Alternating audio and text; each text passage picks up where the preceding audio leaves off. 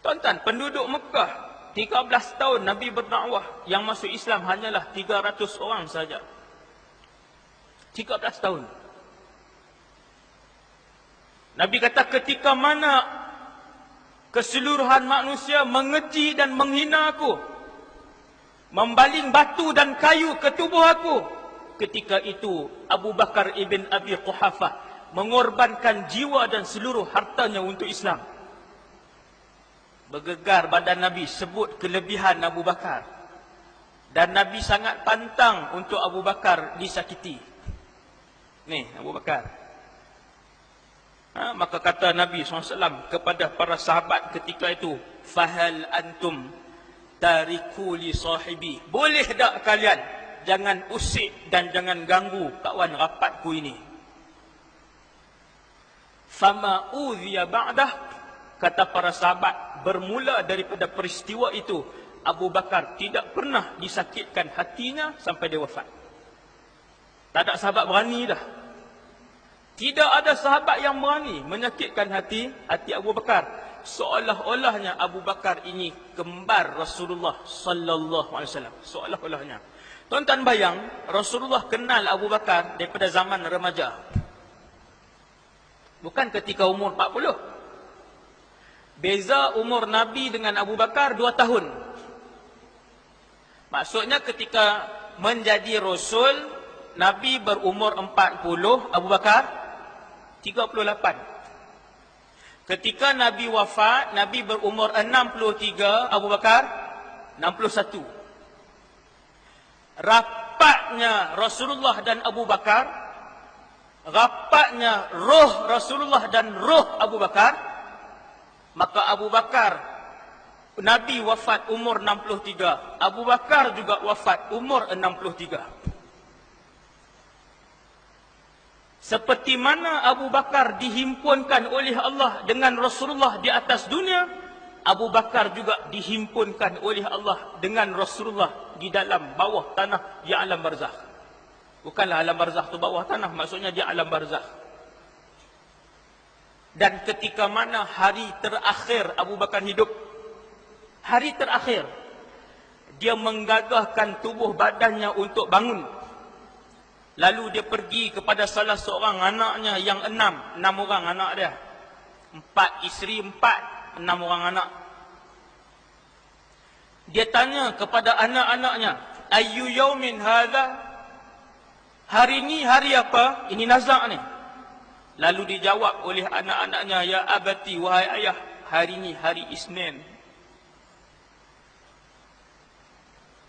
Bukankah hari ini seperti hari inilah Rasulullah wafat? Anak-anak dia kata, ya wahai ayah, pada seperti hari inilah Rasulullah wafat, iaitu hari Isnin. Maka Abu Bakar pun berdoa kepada Allah, ya Allah, Kau tarik dan ambillah nyawaku pada hari ini. Semoga aku wafat pada hari seperti mana wafatnya Nabi sallallahu alaihi wasallam. Nak wafat hari Nabi wafat juga. Subhanallah. Akhirnya Abu Bakar pun wafat pada malam tu.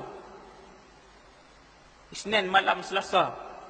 Lalu dikebumikan di tepi kekasihnya Muhammad sallallahu alaihi wasallam. Yang kita pergi Masjid Nabawi tengok dengan Rasulullah, Abu Bakar, Umar sebelah. Nabi kemudian dikebumikan, Abu Bakar di sebelahnya.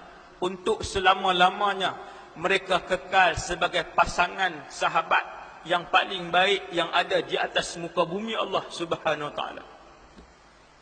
Sehingga kan Nabi sebut, wahai Abu Bakar, sesungguhnya nanti ketika aku merupakan manusia pertama yang mengetuk pintu syurga, di kalangan semua Rasul, pintu syurga takkan dibuka. Allah pesan kepada penjaga pintu syurga, wahai Malik, wahai penjaga pintu syurga, jangan kamu buka pintu ini, kecualilah yang mengetuknya bernama Muhammad ibn Abdullah. Pintu syurga sentiasa ditutup 24 jam semenjak ia diciptakan. Tetapi kerana Allah memuliakan umat Nabi Muhammad, maka pintu syurga dibuka pada setiap bulan Ramadan. Tu tak masuk tajuk tu lagi tu. Allahu Akbar. Kerana untuk memuliakan umat Muhammad, pintu syurga dibuka pada setiap bulan Ramadan, kemudian ditutup pula sepanjang tahun.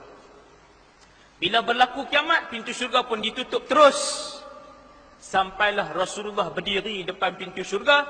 Nabi kata, aku pun memegang tombol pintu syurga yang diperbuat daripada permata merah yang besar.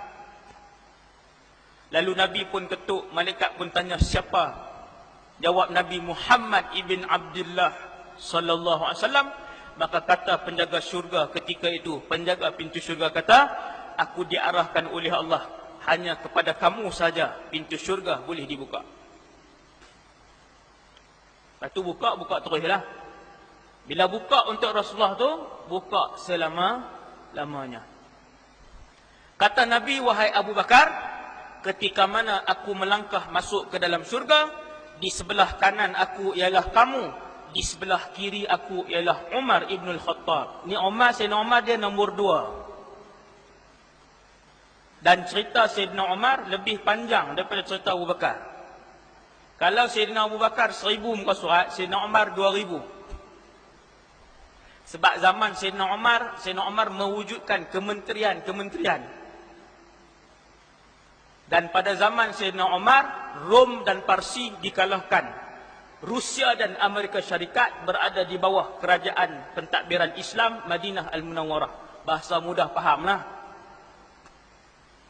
Canggih dan kuatnya Rom dan Parsi ketika itu dikalahkan oleh tentera Islam. Siapa tentera Islam? Orang Islam yang setiap kali datang bulan Ramadan, mereka khatam Al-Quran satu malam. Hak semalam saya cerita tu.